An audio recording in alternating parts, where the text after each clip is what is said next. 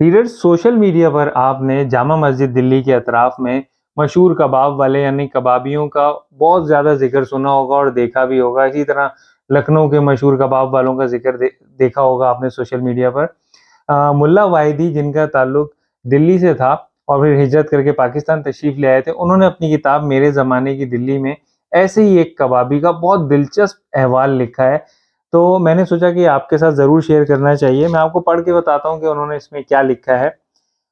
ملا واحدی صاحب لکھتے ہیں کہ پائے والوں کی طرف جامع مسجد کے پھلواری والے چبوترے کے نیچے پہاڑی پر، جہاں اور کوئی دکاندار نہیں بیٹھتا تھا، شام کے 5-6 بجے ایک کبابی صاحب دکان لگایا کرتے تھے اور رات کے 12-1 بجے تک کباب بیچتے تھے۔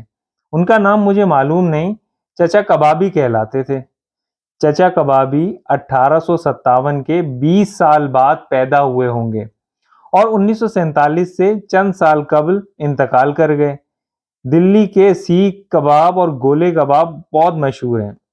چچا کبابی دلی کے ممتاز کبابی تھے، کباب بنانے کے اعتبار سے بھی اور انوکھی طبیعت کے اعتبار سے بھی۔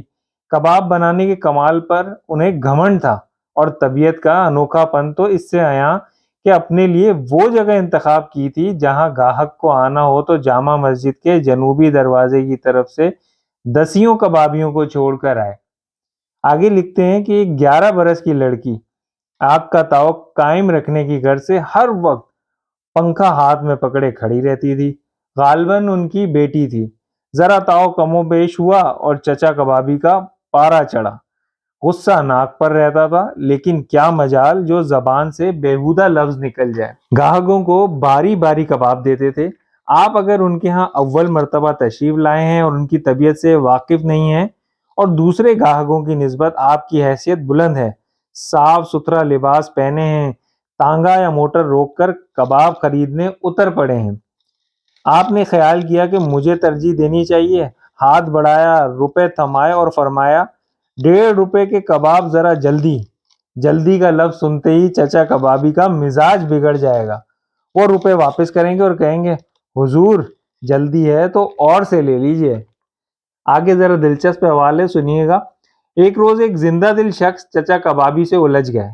انہوں نے چچا کبابی کے اس فکرے پر فکرہ جڑ دیا، اچھا بھائی اور ہی سے لے لیں گے، اللہ نے تمہارے کبابوں سے بچایا، نہ جاتے ہضم ہوتے یا کوئی آفت ڈھاتے۔ چچا کبابی تل ملا اٹھے اور کہنے لگے حضور کبابوں میں وہ مسالہ ڈالتا ہوں جسے مست بچار پر لتھیڑ دوں تو گل کر گر پڑے۔ میرے کبابوں سے آپ کو تکلیف پہنچ جائے تو ہسپتال تک خرچ دوں گا، لیکن کباب جلدی نہیں دے سکتا۔ جلدی میں کباب یا کچے رہ جاتے ہیں یا جل جاتے ہیں۔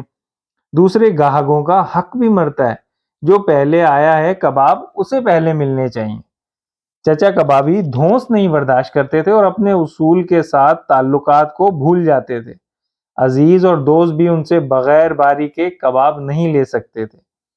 آپ جائیے انہیں سلام کیجئے، جواب دیں گے وعلیکم السلام ورحمۃ اللہ وبرکاتہ۔ پانوں کی ڈبیا سامنے رکھ دیجئے، بے تکلف پان کھا لیں گے، زردہ خود مانگیں گے، لیکن ناممکن ہے کہ سلام سے یا پان سے چچا کبابی پگھل جائیں، کباب باری آنے پر ہی دیں گے۔ ایک دفعہ میری موجودگی میں 13-14 برس کا ایک لڑکا آیا اور بولا 4 پیسے کے کباب دے دو۔ چچا کبابی نے کہا نہیں بھائی، میں تجھے کباب نہیں دوں گا۔ اب وہ لڑکا سر ہو رہا ہے اور خوشامد کر رہا ہے اور چچا کبابی انکار پر انکار کیے جاتے ہیں۔ جب بہت دیر اس حجت بازی میں گزر گئی تو کسی نے ہمت کر کے پوچھ لیا چچا کیا بات ہے، اسے کباب کیوں نہیں دے رہے؟ کہنے لگے میاں یہ پیسے چرا کر لاتا ہے، گھر سے لاتا ہو یا کہیں اور سے، روز 4 پیسے کے کباب کھا جاتا ہے یہیں بیٹھ کر، دیکھو نا اس کی صورت۔ پھر لڑکے سے کہنے لگے جا بیٹا جا، عادت کہیں اور جا کے بگاڑ، میں 4 پیسے کی خاطر تجھے تباہی کے راستے پر نہیں لگاؤں گا۔ مجھے یقین نہیں ہے کہ تیرے ماں باپ 4 پیسے روز تجھے کباب کھانے کے واسطے دیتے ہوں گے۔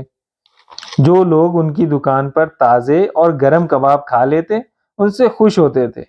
پیسے تھمائیے اور بتا دیجئے کہ اوپر جامع مسجد کے دالان میں انتظار کر رہا ہوں۔ کباب بھیج دینا یا آواز دے لینا۔ ایسے لوگوں کے کباب گھی سے بگارتے، کبابوں میں بھیجا ملاتے، پیاز، پودینہ اور ہری مرچیں چھڑکتے اور اپنے آدمی کے ہاتھ پہنچوا دیتے۔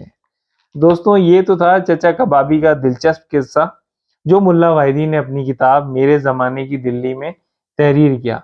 اسی طرح کی خوبصورت اور دلچسپ تحریریں جن کا تعلق اردو ادب سے ہے، اگر آپ سننا چاہتے ہیں یا آپ ان کتابوں کی سجیشنز یا ریکمنڈیشن چاہتے ہیں تو آپ ہمارا چینل ریڈرز ریپبلک ضرور دیکھیے۔ شکریہ۔